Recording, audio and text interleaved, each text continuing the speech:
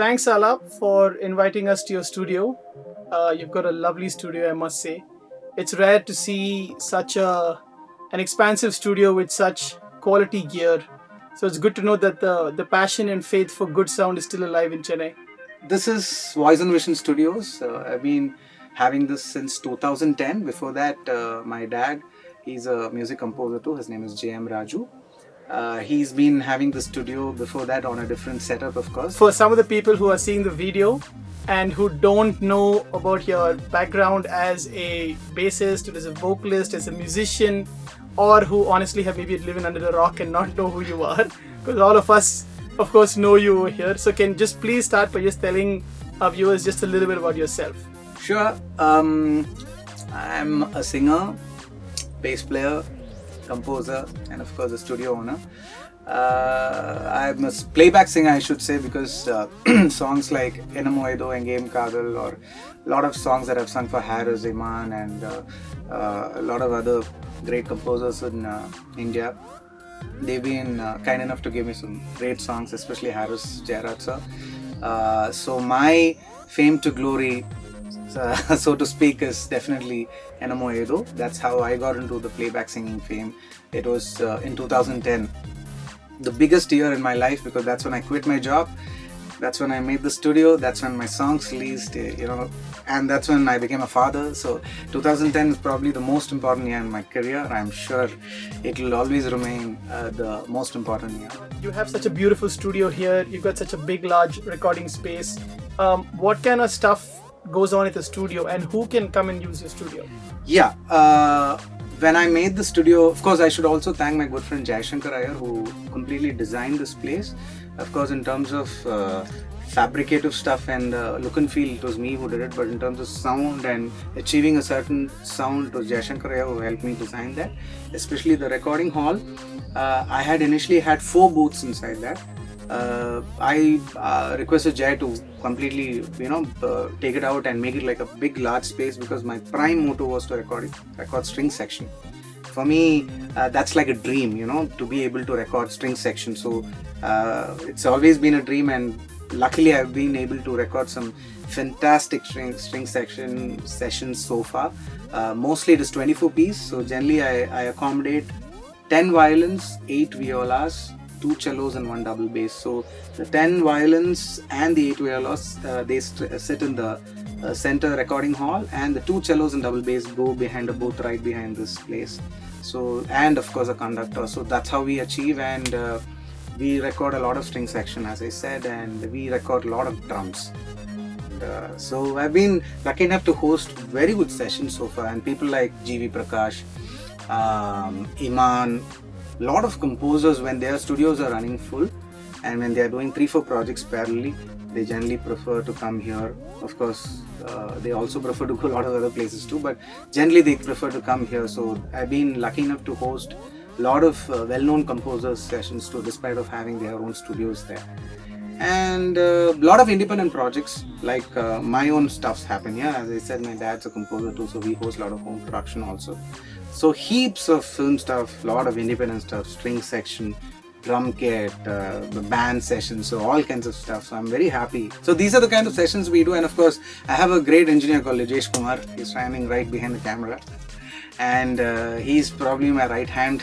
Behind every great sound, there's an even greater sound. Greater engineer, I should say, definitely. So he's my go-to sound engineer, and he's the man behind whatever you hear in the studio. And of course, he's a fabulous singer too.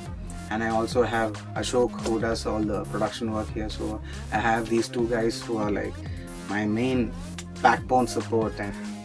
So let's briefly talk gear. I think that's how we got talking, and that's how we're connecting. And obviously at the inventory, what we're trying to do is make quality gear accessible to as many people as possible. Gear, I think, is just the inspiration. Absolutely. It's ultimately, I guess, it's the years, wouldn't you say? I mean, That's all the gear, all the stuff. Right word to use. It's probably the inspiration. It's the inspiration. Because see, when you are tweaking a plugin inside the box, what happens? Everything is happening on this mouse. So the touch and feel of the mouse is the same whether you're scrolling in Facebook or you're scrolling in one of the most expensive plugins inside Pro Tools.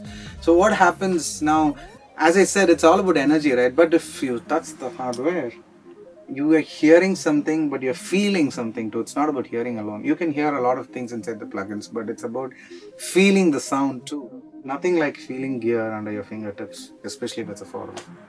Yeah, absolutely. Just quickly touching upon the 500 series, since that's, I think, one of your most recent acquisitions. Yeah. You started off with the EVO6 Mic-Preamps. What did you like about them? Okay, now when you buy any gear, what happens is you're able to obviously turn up the gain. For example, let's take a preamplifier. You're actually turning up the gain, and assuming you have a preamp with some EQ settings, most often you're not able to try its extreme features. You know, it's like having a car and you're never able to, but the speedometer reads 180, but you're never even crossing 100 because you don't have the access to touching that 180 or whatever.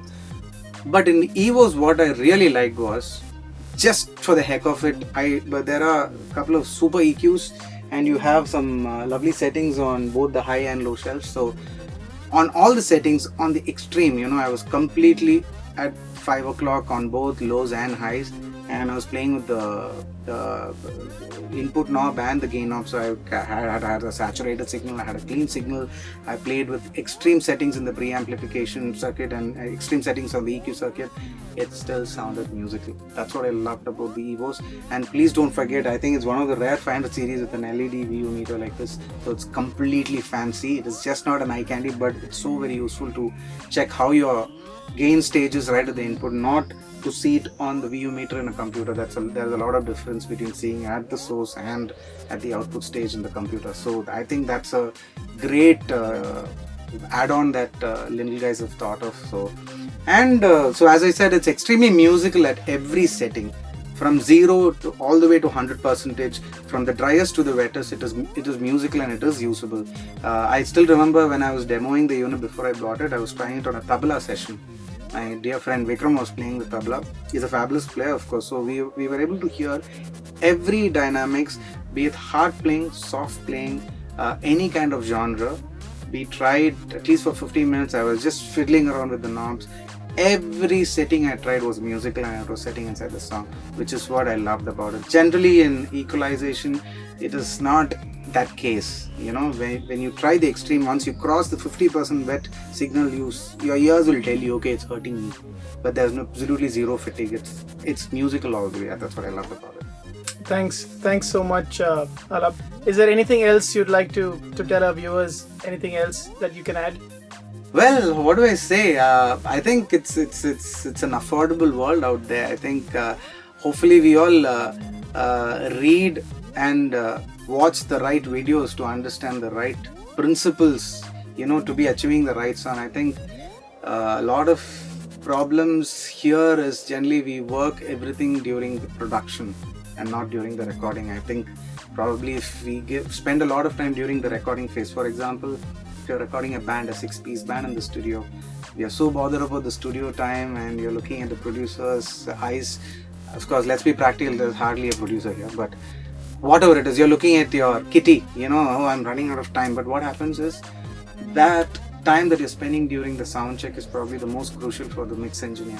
So I think we should spend more time during the creation process and the recording process than the mix and mastering process. You know, that is just the polish and icing where we should really work on the cake. I think that's a fantastic piece of advice and something that I think all of us should definitely be more aware of. Thank you so much for having a place like that and allowing you know people like us in Chennai to have access to a studio of this quality and of course the irreplaceable years.